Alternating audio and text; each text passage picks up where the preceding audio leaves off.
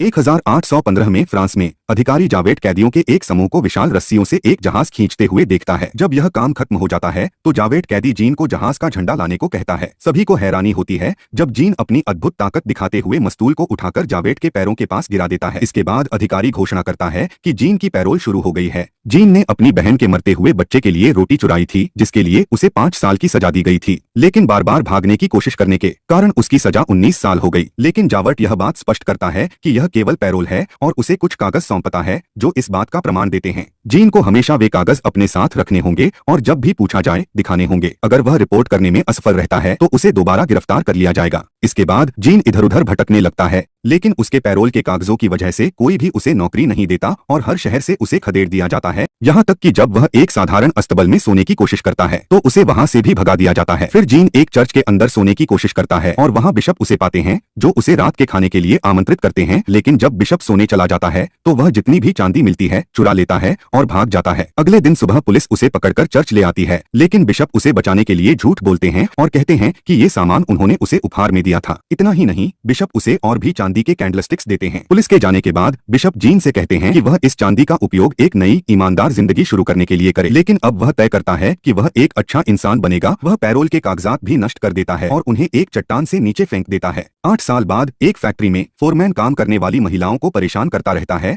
एक दिन महिलाएं देखती हैं कि फैंटीन के पास एक पत्र है। वे चुपके से उसे चुरा लेती हैं और पढ़ती हैं, जिससे पता चलता है कि उसकी एक नाजायज बेटी है, इसका नाम कोसेट है। जब वे यह बात फोरमैन को बताने की कोशिश करती हैं तो झगड़ा हो जाता है। तभी झगड़े के बीच जीन वहां आता है। एक नए नाम के साथ वह इस फैक्ट्री का मालिक और शहर का मेयर बन चुका है। जब वह सभी को शांत रहने के लिए कहता है तो खिड़की पर उसे जावेद को देखकर हैरानी होती है, इसलिए वह फोरमैन को कर्मचारियों से निपटने देता है। महिलाएं फोर्टीन को अवैध बेटी होने के कारण हर तरह के गंदे नामों से पुकारती हैं। फोरमैन उसे फिर से परेशान करता है और जब फैंटीन उसे थप्पड़ मारती है तो उसे नौकरी से निकाल दिया जाता है। फैंटीन जीन से मदद मांगने की कोशिश करती है, लेकिन फोरमैन उसे बाहर फेंक देता है। इसी बीच जीन को कुछ सुनाई देता है, लेकिन वह अपने कारखाने के पास पुलिस वालों को देखने में व्यस्त है। अब जावेद पुलिस प्रमुख है और वह केवल कुछ दस्तावेज देने आया है। वह जीन को पहचान नहीं पाता, लेकिन उसका चेहरा उसे जाना पहचाना लगता है। उसी समय वे बाहर चीखने की आवाज सुनते हैं और जीन बाहर भागता है, जहाँ उसे पता चलता है कि एक आदमी गाड़ी के नीचे फंस गया है। जीन अपनी ताकत का इस्तेमाल करके उस आदमी को बचाता है और जावेद को शक होने लगता है, क्योंकि उसे याद आता है कि 8 साल पहले वह कैदी जिसे उसने रिहा किया था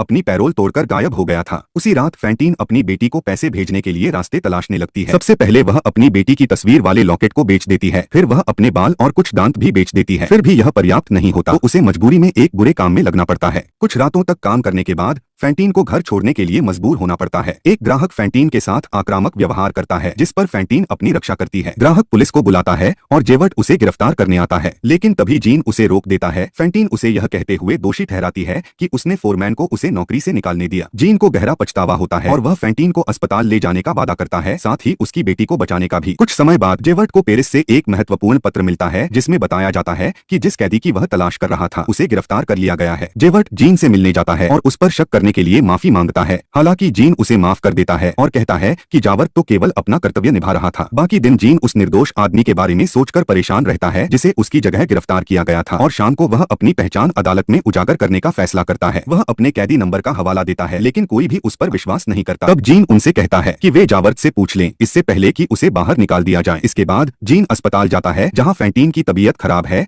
और उसे अपनी बेटी के भ्रम दिखाई दे रहे हैं। जीन उससे कहता है कि वह उसकी बेटी की अच्छी देखभाल करेगा और उसे एक अच्छा जीवन देगा। यह सुनकर फैंटीन को सुकून मिलता है और अंततः उसकी मृत्यु हो जाती है। उस समय जावेद जीन को गिरफ्तार करने के लिए आता है, लेकिन जीन आत्मसमर्पण करने से इनकार कर देता है। दुर्भाग्यवश एक प्रशिक्षित पुलिसकर्मी के सामने जीन ज्यादा कुछ नहीं कर पाता। वह भागने के लिए नदी में छलांग लगाने का फैसला करता है। इस बीच फैंटीन की बेटी कोसेट स्थानीय इलाके में मॉन्सियर और मैडम थेनार्डियर के संरक्षण में रह रही है। वह वास्तव में बीमार नहीं है, बल्कि थेनार्डियर दंपति उसे नौकरानी की तरह रख रहे हैं और फैंटीन से झूठ लिखकर और पैसे मंगवा रहे हैं। यह दंपति बेहद निर्दयी हैं और कोसेट के साथ बुरा व्यवहार करते हैं। थेनार्डियर्स अपने ग्राहकों को शराबी और विचलित रखना पसंद करते हैं ताकि उनकी सभी कीमती चीजें चुरा सकें। उस रात जीन सराय में जाता है और कोसेट को सूचित करता है कि उसकी मां अब इस दुनिया में नहीं रही, इसलिए उसे उसके साथ चलना चाहिए। थेनेडियर्स बच्चे को जाने देने से इनकार करते हैं, यह दिखाने का नाटक करते हैं कि वे उसे अपनी बेटी की तरह प्यार करते हैं। जीन फॉन्टीन का कर्ज चुकाने और उसके ऊपर कुछ अतिरिक्त पैसे देने के लिए सहमत हो जाता है। जैसे ही जीन और कोसेट वहां से निकलते हैं, थोड़ी देर बाद जेवर्ट वहां पहुंचता है। तब थेनेडियर्स को एहसास होता है कि वे जीन से एक अपराधी की मदद करने के लिए और भी ज्यादा पैसे वसूल सकते थे। कुछ ही क्षण बाद जीन और कोसेट की गाड़ी शहर के गेट पर रुक जाती है। यह देखते ही दोनों तुरंत भाग जाते हैं और जेवर्ट उनका पीछा करते हुए शहर के गेट तक पहुंचता है।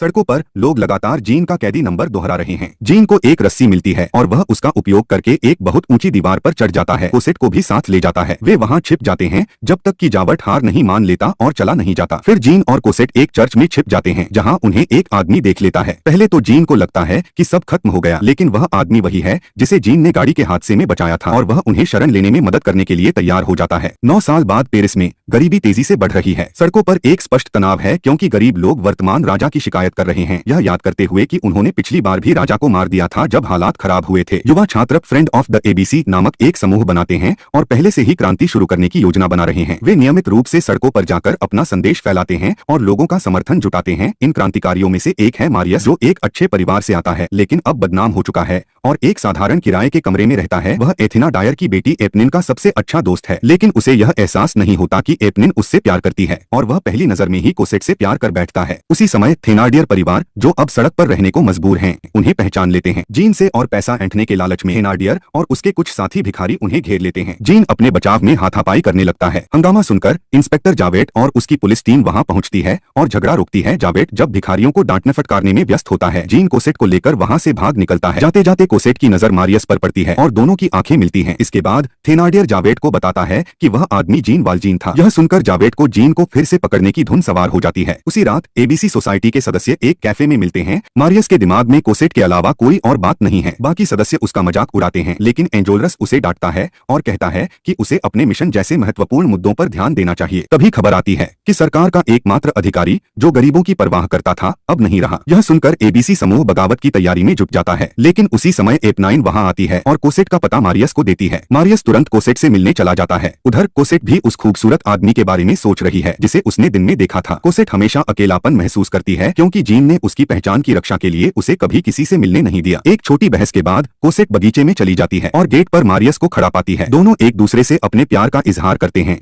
जबकि एप9 दूर से यह सब देखती है और उसका दिल टूट जाता है। जाने से पहले मारियस घास पर गिरा कोसेट का रुमाल उठा लेता है। तभी मिस्टर थेनार्डिये अपनी गैंग के साथ पहुंचता है ताकि जीन को पकड़कर इनाम हासिल कर सके। एप9 कोसेट और जीन को चेतावनी देने के लिए चिल्लाती है, फिर अपने पिता के चेहरे पर थूक देती है। गुस्से में थेनार्डिये उसे थप्पड़ मार देता है। इतने में एक पुलिसकर्मी शोर सुनकर पास आता है, जिससे गैंग को वहां से भागना पड़ता है। जीन भी शोरगुल सुनकर सोचता है कि यह जेवर्ट है, इसलिए वह ऐलान करता है कि वे अब इंग्लैंड भाग जाएंगे। कोसेट उसे अपना फैसला बदलने के लिए मनाने की कोशिश करती है, लेकिन जीन नहीं मानता। मजबूर होकर कोसेट गेट पर मारियस के लिए एक नोट छोड़ देती है जिसमें वह अपनी स्थिति समझाती है। एप9 वह नोट ढूंढ लेती है और अपने भीतर के संघर्ष के बाद अपने दोस्त से यह सच छिपा लेती है। वह मारियस से सिर्फ इतना कहती है कि कोसेट कहीं गायब हो गई है। मायूस मारियस कोसेट के घर भागता है, लेकिन जब तक वह वहां पहुंचता है कोसेट और जीन पहले ही जा चुके होते हैं।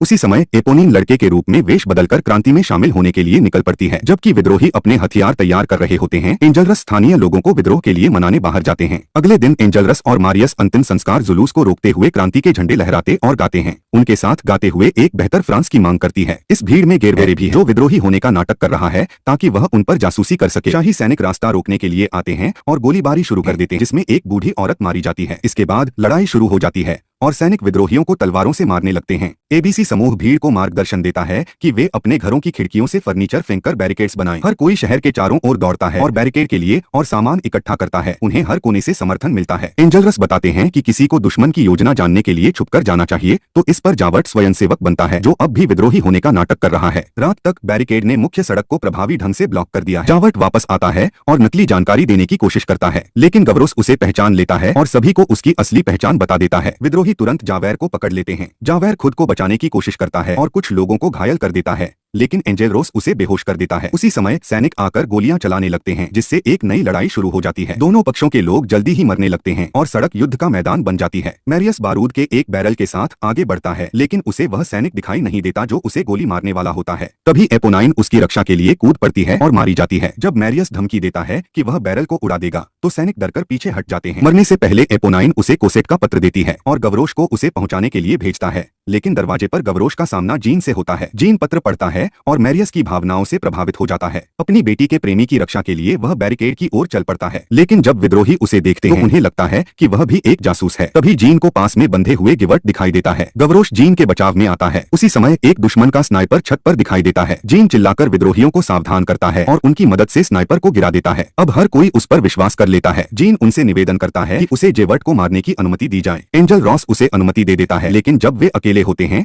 तो जीन जेवर्ट को रिहा कर देता है। जेवर्ट भाग जाता है, जबकि जीन हवा में गोली चलाकर यह दिखाता है कि उसने उसे मार दिया है। अगली सुबह मारियस को पता चलता है कि बारिश के कारण बारूद खराब हो गया है और उनके पास बहुत कम गोलियां बची हैं। स्थिति और भी खराब हो जाती है जब नागरिक अपने घरों को लौट जाते हैं और अब केवल एबीसी के लोग ही रह जाते हैं, लेकिन वे हार मानने से इनकार कर देते हैं और आखिरी सांस तक लड़ने के लिए बैरिकेड पर अपनी जगह ले लेते हैं और चारों ओर जाकर गिरे हुए सैनिकों से गोलियां इकट्ठा करता है, लेकिन सैनिकों द्वारा उसे कई बार गोली मारी जाती है। जीन लड़के के शरीर को उठाता है, जिसके बाद एबीसी के लोग बदले की आग में दुश्मनों पर गोलियां बरसाते हैं और इस बार सैनिक तोपों का इस्तेमाल करते हैं, जिससे उन्हें आसानी से बढ़त मिल जाती है। एक एक करके विद्रोही मारे जाते हैं और घरों में रहने वाले लोग दरवाजे खोलने से इनकार कर देते हैं। जब कुछ विद्रोही अपनी जान बचाने की कोशिश करते हैं, मारियस बेहोश होकर गिर जाता है तो जीन उसे उठाकर सीवर के रास्ते से भागने की कोशिश करता है। एंजल रॉस और आखिरी बचे हुए विद्रोही एक खाली इमारत में शरण लेते हैं, लेकिन सैनिक उन्हें घेर लेते हैं और जल्दी ही उन्हें भी मार देते हैं और उसके हाथों में झंडा रहते हुए ही मर जाता है। जब सैनिक सफाई कर रहे होते हैं तो जावट अपनी पदक गवरोशा के शव पर रख देता है। वह यह भी देखता है कि शवों में जीन शामिल नहीं है और उसे सीवर से कुछ आवाजें सुनाई देती हैं। जीन चुपचाप मारियस के शरीर को ले जाने की कोशिश कर रहा है, लेकिन वह फिसल जाता है और दोनों गंदगी के ढेर में गिर जाते हैं। वहीं उन्हें मिस्टर टेनार्डियर मिलते हैं, जो मारियस की अंगूठी चुरा लेते हैं और उन्हें डुबाने की धमकी देता है। तब टेनार्डियर उसे बाहर निकलने का रास्ता बताता है। मारियस को कंधे पर उठाकर जीन कई सुरंगों से होकर गुजरता है। दुर्भाग्यवश बाहर जावेट उसका इंतजार कर रहा होता है। जीन उससे सिर्फ 1 घंटे की मोहलत मांगता है ताकि वह मारियस को अस्पताल छोड़ सके और वादा करता है कि उसके बाद वह खुद को जावेट के हवाले कर देगा। फिर भी जावेट उसे चेतावनी देता है कि अगर उसने कोई हरकत की तो वह उसे मार देगा। जीन मारियस को लेकर आगे बढ़ता रहता है और जावेट उसे रोकता नहीं है। अच्छे और बुरे में फर्क समझ पाने में असमर्थ जावेट खुद को खत्म करने का फैसला करता है और नदी में कूदकर आत्महत्या कर लेता है। कुछ समय बाद मारियस अपने दादा के घर में होश में आता है, लेकिन उसे यह नहीं पता होता कि उसे किसने बचाया। जब उसे अपने दोस्तों की मौत की खबर मिलती है तो वह उनके मुख्यालय लौटता है और वहां शोक करता है। वहीं उसे कोसेट मिलती है, जो उसे दिलासा देती है। दूर से जीन उन्हें देखता है और महसूस करता है कि उसकी उपस्थिति केवल और अधिक परेशानियां लाएगी। जीन मारियस को कोसेट से शादी करने का आशीर्वाद देता है और अपने अतीत को साझा करता है, इससे पहले कि वह घोषणा करता है कि उसे उनकी सुरक्षा के लिए जाना होगा। मारियस यह समझता है और कोसेट को सच्चाई न बताने का वादा करता है। अंततः मारियस और कोसेट की शादी हो जाती है। थेनार्डियर्स शादी में भेष बदलकर घुसने की कोशिश करते हैं, लेकिन मारियस उन्हें पहचान लेता है। उन्हें बाहर निकालने से पहले थेनार्डियर्स मारियस को बताते हैं कि उन्होंने उनके ससुर को एक मरे हुए शरीर को सीवर के रास्ते ले जाते हुए देखा है। वे सबूत के तौर पर चोरी की हुई अंगूठी भी पेश करते हैं। मारियस को यह एहसास होता है कि जीन ने ही उसकी जान बचाई थी। वह मिस्टर थेनार्डियर को तब तक घूंसा मारता है जब तक कि वह यह स्वीकार नहीं कर लेते कि जीन कॉन्वेंट में छिपा हुआ है। फिर थेनार्डियर्स को पार्टी से बाहर खींचकर ले जाया जाता है। उस रात मारियस और कोसेट जीन से मिलने जाते हैं, जो मृत्यु के कगार पर है, और उसे एक पत्र देता है जिसमें उसने अपना पूरा अतीत साझा किया है। आखिरकार वह शांति से मर जाता है। जब कोसेट टूटकर बिखर जाती है, जीन की आत्मा बाकी मृत पात्रों के साथ फ्रांस के लिए गाते हुए सड़कों पर शामिल हो जाती है।